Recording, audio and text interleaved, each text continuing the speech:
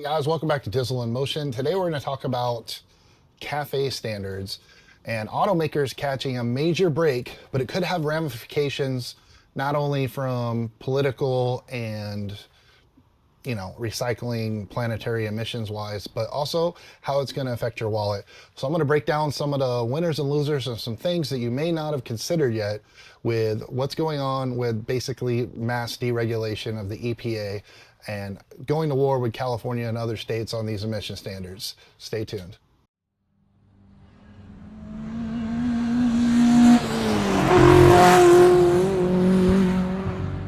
So if you clicked on the video, I'm going to assume you know what CAFE standards are, but I'll briefly cover it. What is it?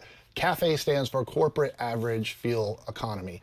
And the interesting part about this is it's kind of an arbitrary thing that the government has negotiated with manufacturers of automobiles to basically keep the standards up on their MPGs, to get fuel efficiency, to drive more green energy, if you will, the EV stuff, by penalizing if they're not keeping up with these standards. Okay, so back in 2016, 2017-ish, in Trump's first term, ironically, these standards were ratcheted way up, and a lot of manufacturers are actually subject to fines for not meeting the standards that they were supposed to have met by now.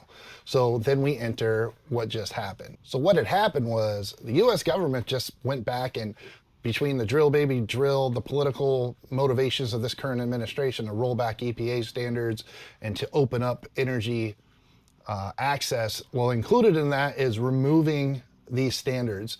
And what that's allowing to do is companies like GM and Stellantis, they've racked up hundreds of millions of dollars in fines that they haven't paid yet, which is probably smart, because now looking at it, they're not going to have to pay. And government said, you know what, you don't owe us anything, do kind of whatever you want. So it's an interesting take, because collectively, it's not just GM and Stellantis, but those are probably the two biggest ones. Collectively, we're talking about over $1 billion of money that would have been taxed and fined, and now they're keeping that. So they're able to redistribute that money back into manufacturing and to move forward. So what does it really mean? So, I mean, really what it means is, like I said, it's going to open up money for R&D. They could give dividends and funds to their shareholders, maybe, doubtful.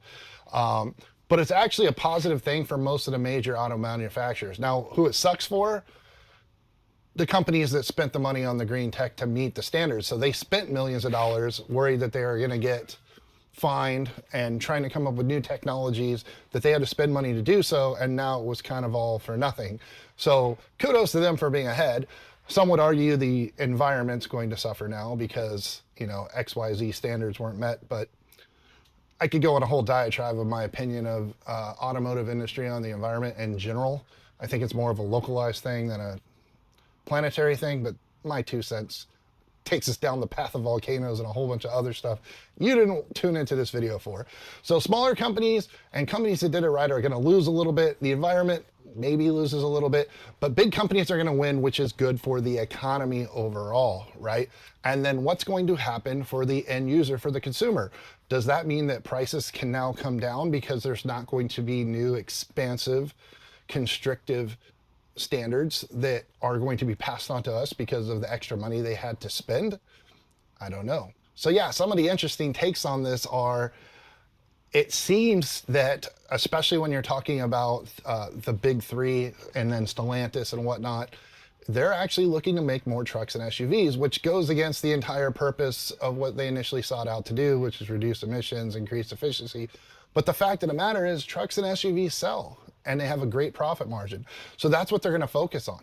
You're already hearing stuff, from Dodge. They're talking about reviving the Hemi and bringing back V8s and maybe even V10s that they had long since decided they were going to cancel, because with the reprieves of this, it just opens up the door to do whatever makes the most money for your company, which, the naysayers, environmentalists, going to argue against it, and then the capitalists are going to say, yes, thank you, this is what we want, this is exactly what we want. So at the end of the day, it's really going to come down to, how does it affect you? How does it affect your purchase? What are the pricing for the products going to be? What products are going to be available? So at the end of the day, what this means for you is the market, if they're making more trucks and SUVs, it's going to make a surplus of older trucks and SUVs, which gets worse mileage. So the argument can be made that it's going to cost you more at the fuel pump, because there's no direct impact on lowering the cost of fuel with this cafe standard stuff. Some of the other stuff that's going on with the administration could potentially address that, but this particular subject, no. What's more likely to happen is we're going to have a higher volume of the vehicles that we thought were going away, which is cool if those are the vehicles you're in the market for. Not so cool if you were looking to move forward in technology. So I guess at the end of the day, it's going to be more of a personal decision. How does it affect you? So I'll ask you guys, leave it down in the comments below. What do you think? Do you think this is a good thing? I think personally, any kind of regulation reduction that doesn't affect the safety of me and my family is a good thing. I feel like, you know, people should be able to do where the market takes us. You know, assuming we're not going up to 400 AQI pollution like Hong Kong. That's not really happening around here because our vehicles are already so efficient. We're not really suffering from some of the things that are being dramatized. So let me know in the comments what you guys think. Thanks for watching the video. Catch you on the next one.